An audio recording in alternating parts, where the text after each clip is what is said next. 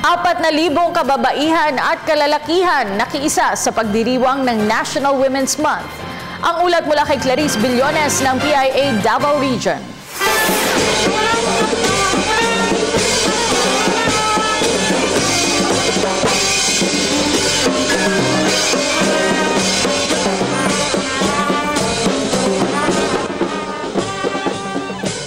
Naging masigla at makulay ang pagdiriwang na ika-106 International Women's Day sa Davao City, kung saan mahigit 4,000 women leaders at mga taga-suporta, kabilang ang mga kalalakihan galing sa iba't ibang sektor, ay dumalo sa isang early morning walk sa mga pangunahing lansangan ng lungsod at nagkaroon ng isang maikling programa sa People's Park.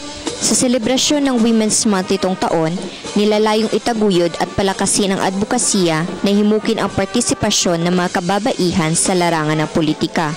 Ayon kay Lorna Mandin, OIC ng Integrated Gender and Development Division ng Davao City LGU, mayroong 53% ng mga kababaihan ay kasalukuyang nasa politika, samantalang may 37% lamang sa Davao City Council at 16% ang nasa barangay levels.